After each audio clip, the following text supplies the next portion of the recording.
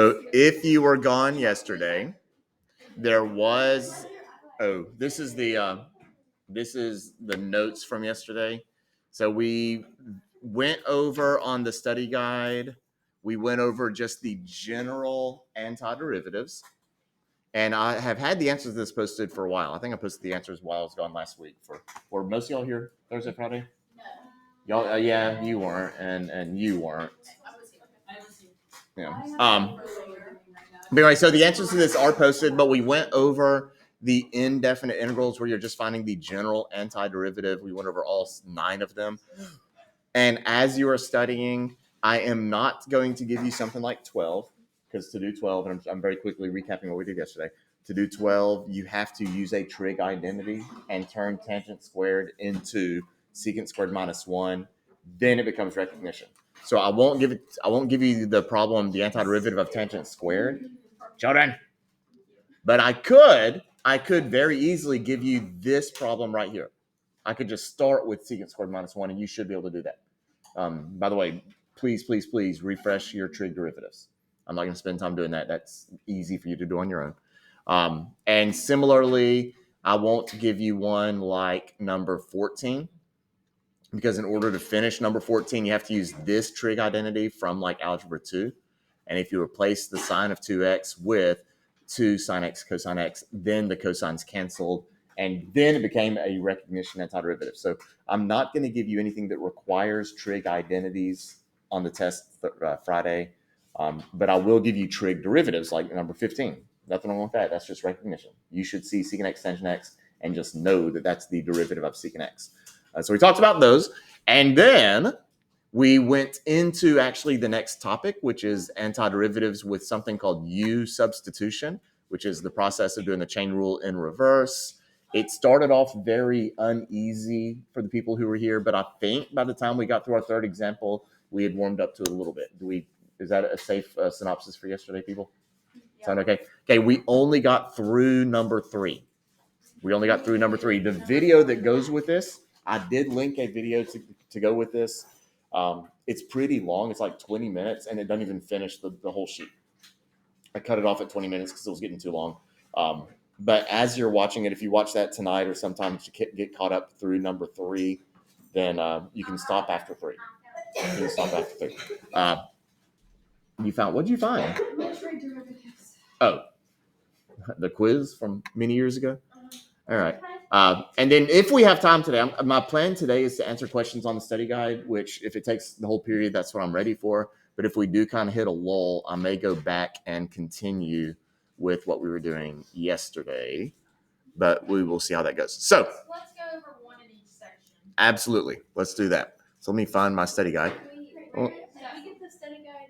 When did we get that? February 8th. I think you got it last week. You definitely got it last week sometime. What does that look like up there? Oh my gosh. There's. It's a little tighter. You should write like way up the side. It's really hard for me to see that. Oh, I know what I could do. Why am I doing it that way? Why don't I pick up the camera? There we go. Hey, that's a lot smarter. All right. I don't see the top of my head very often. I don't know. Bald people are shiny. I guess because your head naturally produces like oils and stuff, and it makes it glisten. Do you like your tiger? It's pretty cool. At least it wasn't an elephant. Then you would definitely say that is true. But it's a tiger, so you gotta say yes because it's obvious. Yeah. All right. So back to the study guide, which looks like this, and answers are already posted, so you can check out the answers. And let's do.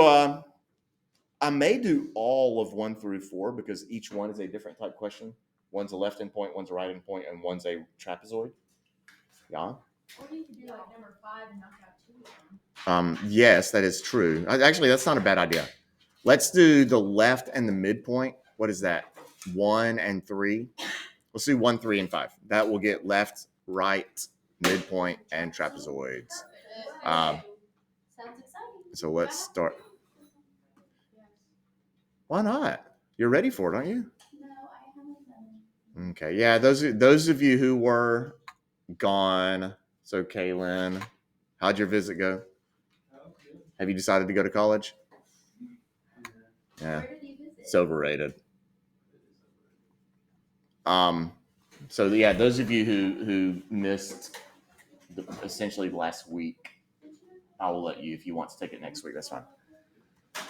As always, it is better to take the test as early as you are ready rather than continuing to push it off. Especially with things like Riemann sums, because we're not going to be doing Riemann sums anymore, and you're going to forget it. The antiderivative side of it, we're going to continue to do antiderivatives for a little while. Yes? You are still missing. Yeah, that'll be fine. Or I'm missing Friday. Oh, you're going to miss Friday too? You're still missing the first test that we took like 3 months ago, I think. I don't know, but I'm pretty sure you have a 0 for a test. Do you ever look at your grades? Do you ever look at your grades? Yeah. Kaylin. Yes, I have so many zeros in science. It literally dropped me. All right, so onward to Riemann sums. And do remember that Riemann sums, I don't understand that. It's just areas of rectangles. I love rectangles. It's the area of a rectangle. Let me see if I can get this because I feel like I can be confident. And the area of a rectangle is base times height, correct? And in these problems, the base of the rectangle is your delta x, and the height of your rectangle is your function values. In other words, the y coordinates. Okay? And so the way I organize these, my function for number 1 is x cubed plus x. I'm starting at 0, so I'm going to draw a number line. I'm starting at 0, and I'm going to use 3 subdivisions to get to x equals 3. Okay. Now, I hope we don't have to do a lot of math to figure out how big each step will be, but my delta x is always b minus a, which in this case is 3 minus 0, divided by the number of subdivisions, which is 1. And so from my initial x of 0, I'm going to increase by 1 3 times. 1, 2, and the third time it should finish with the upper limit, and it does. And we essentially have 3 rectangles here. Now, I just like to draw some representative rectangle. They probably aren't in these heights relative to each other, but I just want to see 3 rectangles. And the area of my first rectangle, so my antiderivative from 0 to 3 of x cubed plus x, will be approximately, and if you look at that first rectangle, what's the base? 1. It is 1 times the height, and my heights are determined by the left side of each interval. So I want to know what this length is, and my height would be whatever that y coordinate. How do I get that y coordinate? You plug the x coordinate into the function. That gives you the y. So it's 1 times f of 0.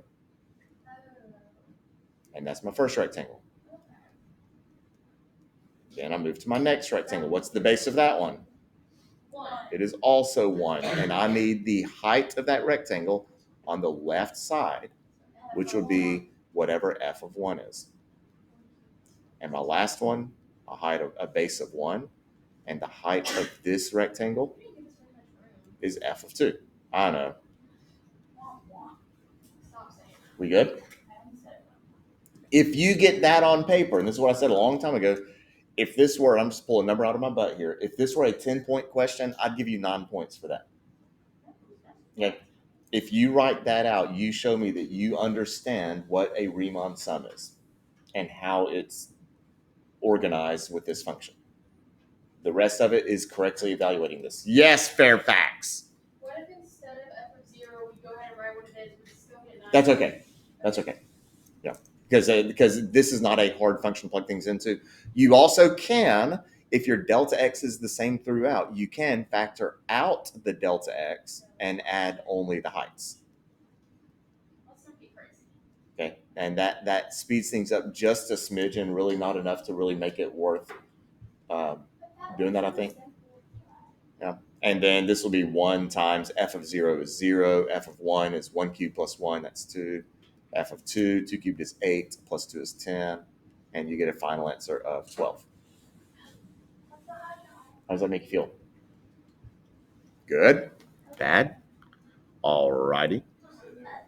And then that takes us to, I wanted to do the midpoint, correct? I don't like this one. Do I need to go back and show number 2 because I finished it and I took it away like 3 seconds later? Or 1, I mean. Okay.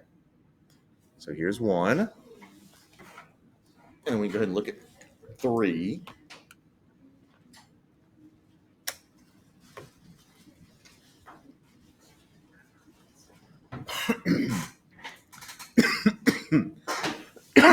We good? Gosh, you okay? No, we went down the wrong Are you pipe. good? I have a real drinking problem over here.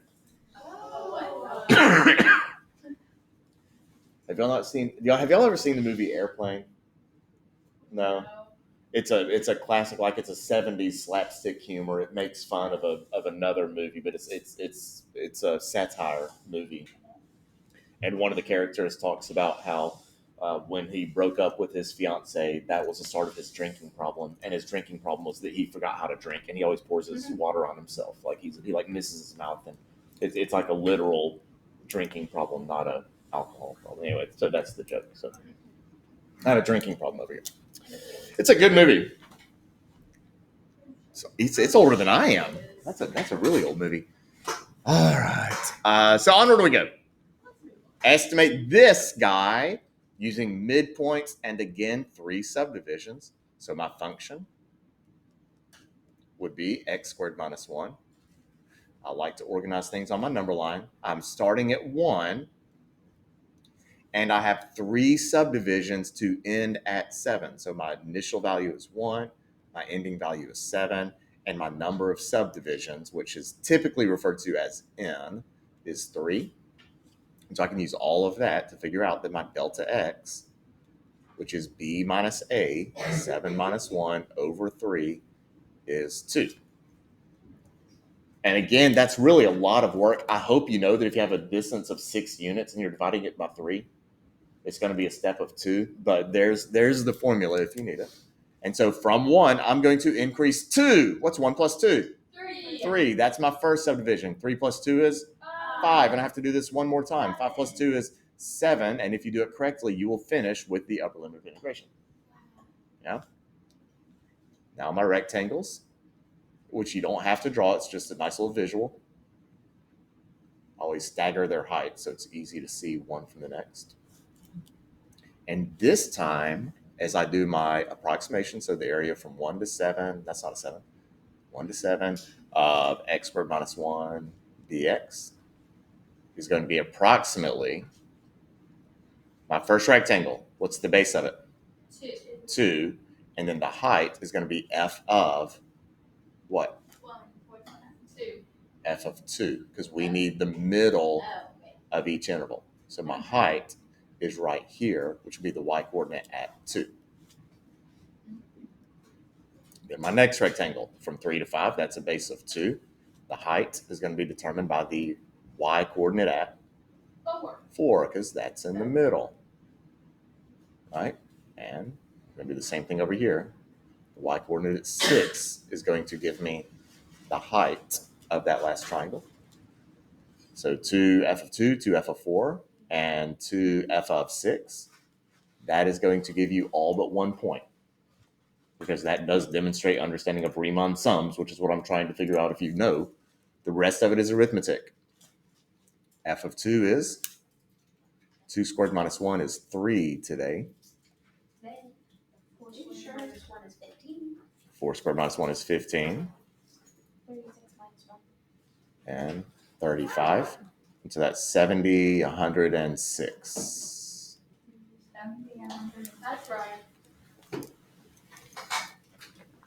All right. What's next? What do you think? See, those aren't bad. There's something about, I think it's the name Riemann sums that's scary. I don't know. I really don't think those should be difficult. They are. Don't overcomplicate it. Aren't bad, but 6 and 7 are bad. Oh yeah. Those are a different animal. Those are the stupid ones. Yeah. All right. So onward to number 5, which has 2 parts. See, I like these even better. I think this is even easier than the one we just did. And they come at the table? Yes. The reason I like these is because everything you need, every number you will use, except for the delta x, is explicitly in the table. These last 2 problems, not that it was really difficult, but I had to actually do math. I had to figure out what 4 squared minus 1 is, right? I had to actually do 6 squared minus 1. Somebody in here is going to say 6 squared is 12 and 12 minus 1 is 11. It is. Right? Somebody will do that because we get careless at times. Did you remember that? Did you do? I don't know. It happens so I much. missed a week of school because I was in for a college visit, Uh-huh. and I came back and take a test, and I did 7 squared was 14. You make this joke every single time. You are only like the 144th student that has done that for me, so it's a very common mistake. All right. So this approximation, the integral from 0 to 10 of f of x dx is going to be approximately, and in these problems, we are using 4 intervals. We are going from 0 to 10, but if you tried to compute a common delta x, it'd be 10 minus 0 divided by 4. That is 2.5, right? Right? And 2.5, if I tried to go up 2.5, I don't know what's happening at 2.5. 2.5 plus 2.5 is 5. I have that one. But my next one would be 7.5, and I don't have that either. You must use the information in the table. And so we're going to do this with a bunch of separate rectangles. My first delta x from 0 to 2 is 2. My next delta x from 2 to 5 is 3. From 5 to 6 is 1. And from 6 to 10 is 4. Right? So my first rectangle has a base of 2 and a height, which is determined by the, we've already done the left side. I should have done the right side earlier. Oh well. Concept's still the same. Is the left hand y coordinate. So that would be 1, right? We multiply the base times the height, which is the y coordinate on the left side of that interval. So 2 times 1. And the reason I think these are easier is because the heights are in the table. We don't have to do arithmetic to find the heights. The next one is 3 times 4. The next one is 1 times 7. And the last one is 4 times 2. And that would be a big number. 29. 14, 21. Yeah, I'm getting 29 also. Are we good? We good? I don't think that's bad. Do y'all? Are we okay out there? Are we dying? She just doesn't want to take the test. It wasn't bad, actually. So how many golfers are there on the... Here's 3. So are y'all like just going to go in somebody's like Prius, or do you rent a bus for that? That's crazy. No, we don't get any transportation or hotel rooms, so Yeah. we're not funded. Is it not an AHSAA? They literally only pay for Miss Michon's stuff, Uh, and they'll pay for some of our entry fees. But at least they pay for Hmm. Well, it's either our entry fees or yourself. are you going to get a scholarship for it? No, I decommitted. Oh. Problem B? Okay, so number B. Why did I grab? I'll just cover up A. All right. So B. Okay, all right. So a trapezoid. This one's a lot different. Well, not a lot, but what is the area of a trapezoid? It's 1/2 base 1 times base height. Base 1/2 h times b1 plus b2. There we go. Okay, if we try long enough, we'll get it. 1/2 the height times the sum of the bases. And in this case, Did you not just do that over 2? the height, yeah. As a matter of fact, I memorized. when I finish this, there's actually 3 different ways you could process trapezoids. This is kind of how I like to do it. The height is your delta x, and the bases are the y values. Good. And the reason for that is I'm gonna draw just the first trapezoid, and then I'm gonna erase this. But there's only 2. There's only 2. Only 2 what? B1 and B2. That's only 2 y values. What about the rest? Well, you'll see. Okay. So my first trapezoid, I have a point at 0, 1. So there's 1 point. I have another point at 2, 4. So 2, 3, 4. So I have another point up here. And we create the trapezoid by drawing lines on each side. Here, here, pretend those are hitting. And we connect those. This is my trapezoid. It's just standing up. The parallel sides are not top and bottom. They're left and right. The height of a trapezoid is the distance between the parallel sides, 2. which in this case is going to be 2, which is why the height is the delta x. It's how far you travel to get from one of those parallel sides to the others. The bases are the lengths of the 2 parallel sides. Good. So for my first trapezoid, I'm going to... This is only 1. We have to do all 4 of them? Yep. Whoa, that's going to take a long time. It's a little bit more. It's not... Y'all are such complainers. We don't have anyone like this on the test. Of course. Wow. It's really not that much different than a Riemann sum. All right. So then it's half. The height of my first trapezoid is the delta x. I'm going to draw my delta x's in here again. We go up by 2, then 3, then 1, then 4. And for my first trapezoid from 0 to 2, the delta x is 2. And the bases, the lengths of those parallel sides, are going to be 1 and 4. And that gets the trapezoid from 0 to 2. Now we go to 2 to 5. So half the delta x is 3, and then 4 plus 7. Okay, there was a question. Courtney, was that you? Yeah. What you got? I don't like how the height is on the bottom.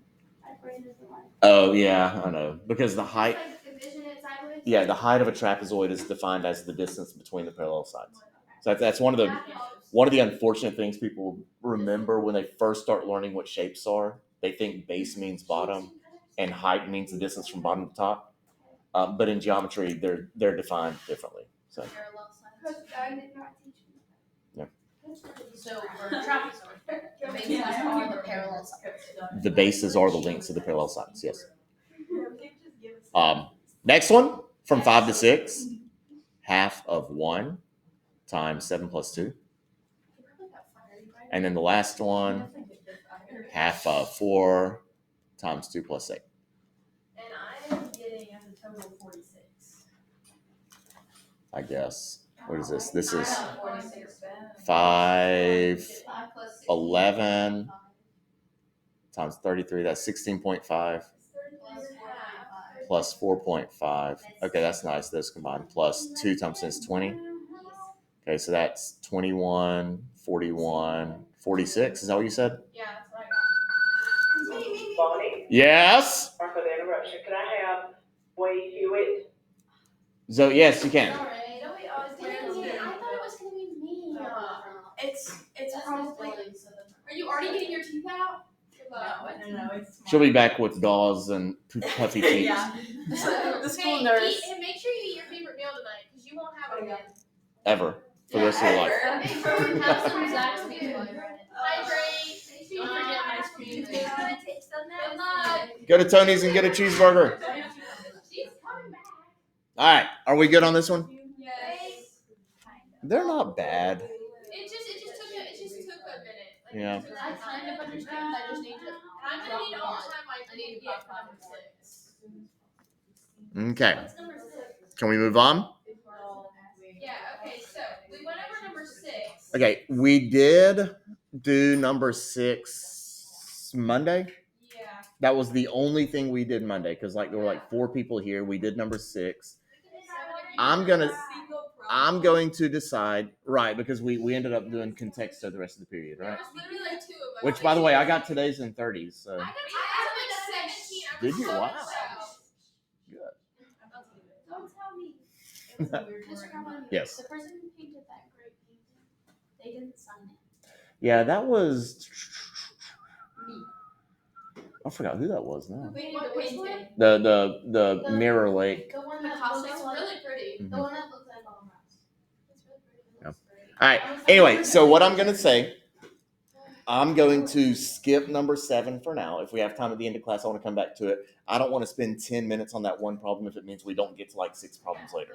So, and if you go to Monday's class recording, you can see me work out number 6. So that's there.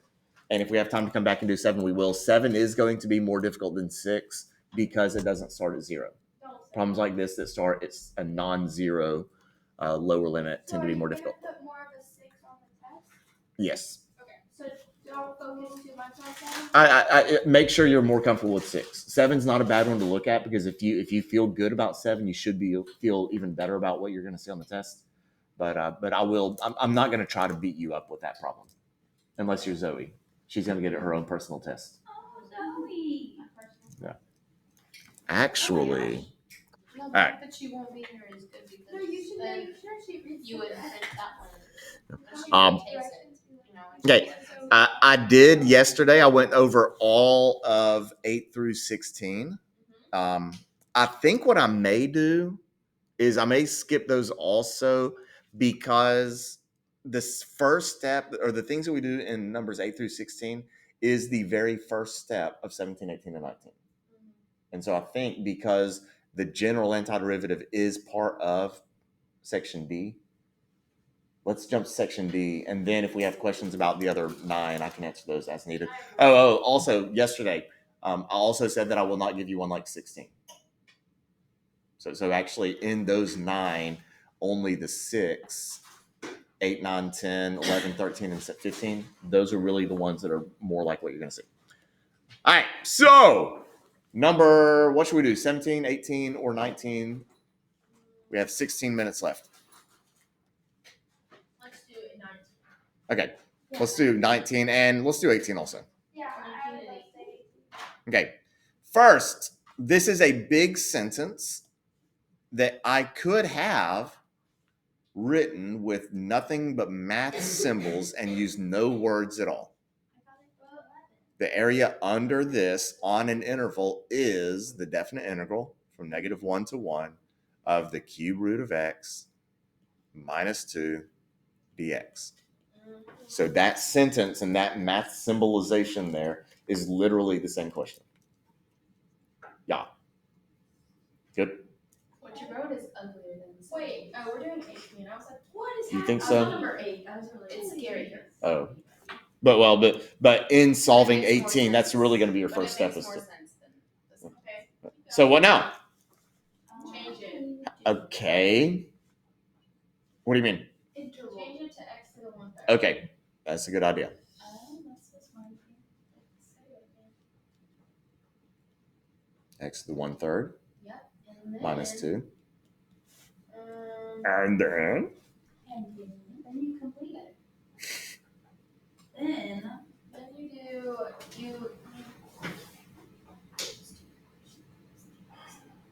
it's just there. And type. Anyway, find the antiderivative. Oh yeah, it's over here. So you gotta add 1. We have to add 1 to the power of 1/3. So 4/3. X to the 4/3. Over 4. Over 4 and then 3 is in Over 4/3. Okay, it would be over 4/3, but if you divide by 4/3, that is the same thing as times 3/4. Are we good? And then you can do minus 2x. Then minus, we do the antiderivative of 2, which is 2x. What would be the correct notation instead of like capital F prime. Just no notation, Yeah, because technically you're getting rid of that S. right. You don't need to define one as little f. I guess you could say this is little f and this is cap F if you wanted to use that I notation. wrote F But and you didn't write F.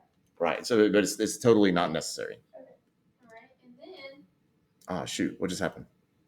you plug in. Now we plug in. Now Ashley over here did say plus C a minute ago, and I like that. I like that that was a thought process. But for definite integrals, it's not necessary.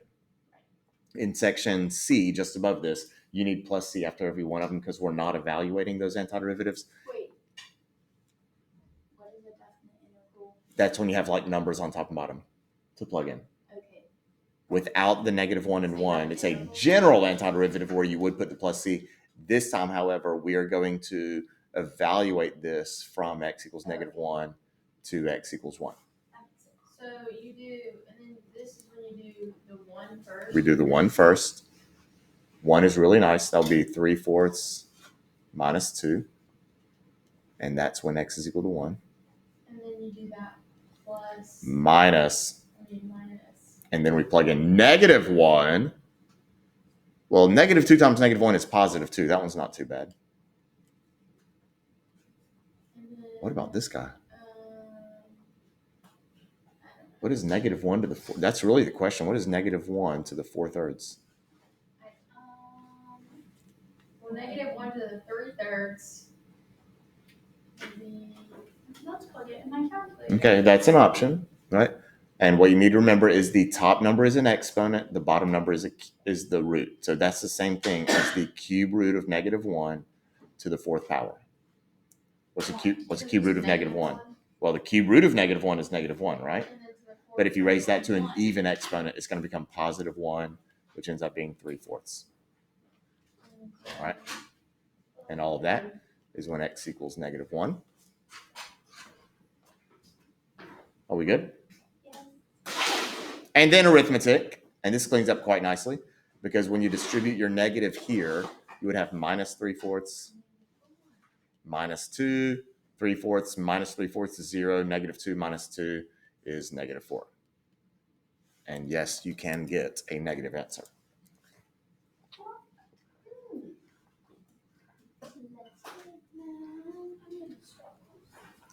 Good? No. Did y'all want 19?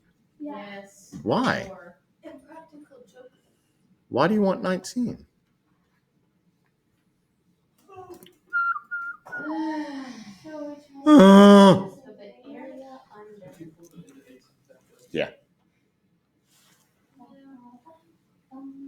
In 19, I'll do the same thing first. I'll take that sentence and convert it to a definite integral. Yeah. Mm-hmm. Wait. Do I need to be in radians for 19? Yes. Are we supposed to be doing this by ourselves? I don't know. I put it back on 18 because Kaylin needed to look at it again. Can you do this one by yourself? There's my setup. I bet you can. I'm going to freeze everything. Pretty ugly. Yeah. Oh, I didn't square it. That's why. Yeah. So, the antiderivative of 2x is x squared. The antiderivative of cosine is positive sine. We evaluate from 0 to the power of 6. Please remember you plug in the upper limit first. Upper limit first, then minus lower limit. If you cleaned this up, it doesn't clean up much. Pi over 6 squared will just be pi squared over 36. I personally prefer it that way. I suppose if you put a decimal, I wouldn't beat you up. Sine of pi over 6 is 1/2. And 0 squared and sine of 0 are both 0. So that's where it finishes. Well, what would that be? Can you That would be pi squared plus 18 over 36. How's that? Oh, you mean like 1 over 36 times pi squared plus 18? Is that what you mean?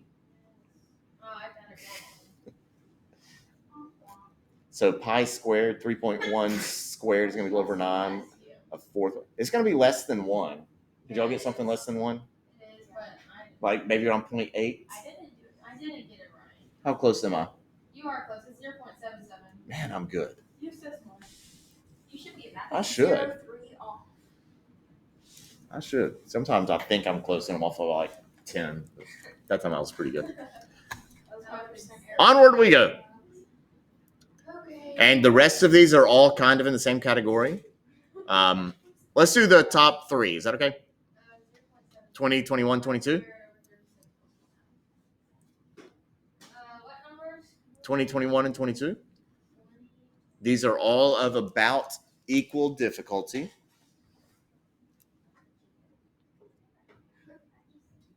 I don't even remember how to start this stuff. And,